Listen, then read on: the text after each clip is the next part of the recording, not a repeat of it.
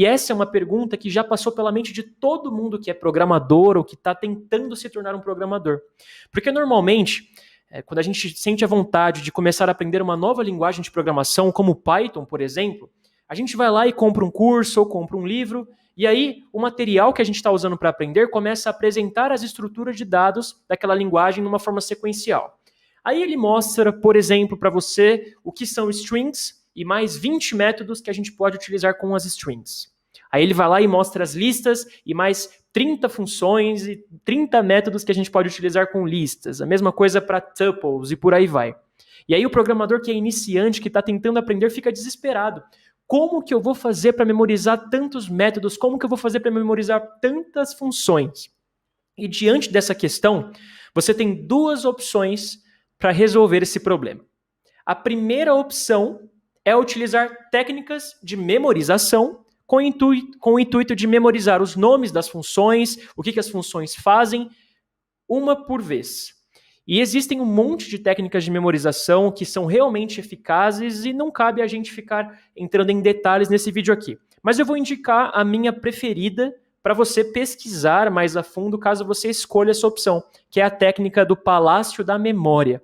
Essa técnica funciona mesmo, porque nós, como seres humanos, somos muito bons para memorizar e para processar imagens, e nós aprendemos muito melhor quando a gente associa um conhecimento novo de algo que nós estamos tentando aprender com coisas com que nós já somos familiarizados. E essa técnica do Palácio da Memória meio que une esses dois fatores.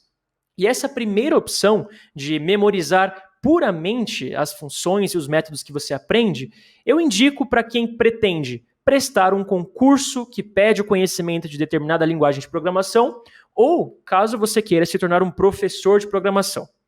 Então, se você quer ser um concurseiro, ou se você quer virar professor, memorizar funções e métodos puramente, utilizando técnicas de memorização como o Palácio da Memória, pode sim te ajudar.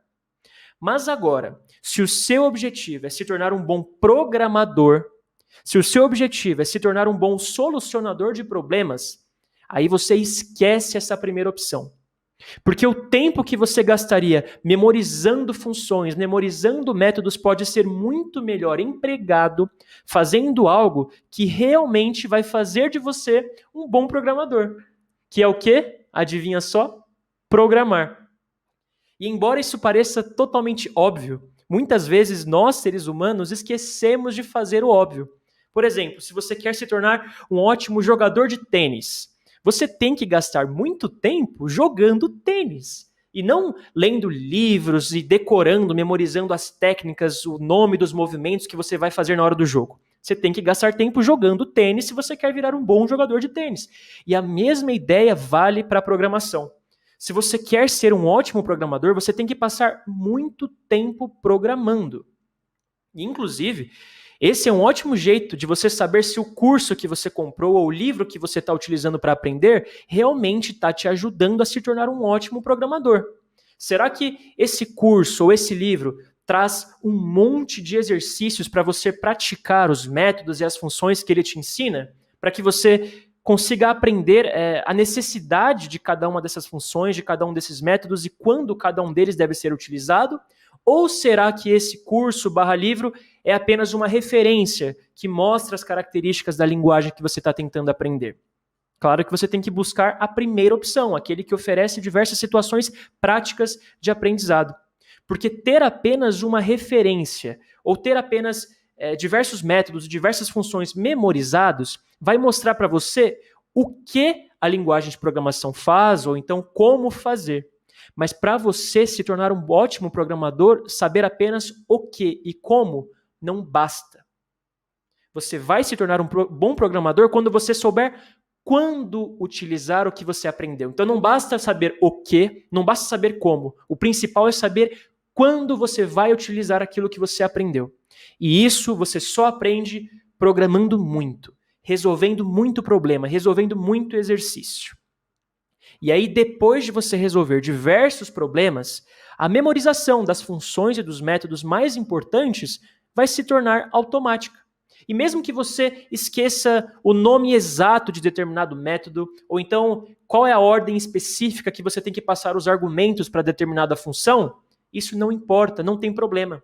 Porque uma vez que você conhece o contexto, uma vez que você sabe quando utilizar determinada função ou determinado método, aí sim você usa a referência. Aí você vai lá no Google, aí você vai lá no Stack Overflow e pesquisa os detalhes mais específicos que você talvez tenha se esquecido.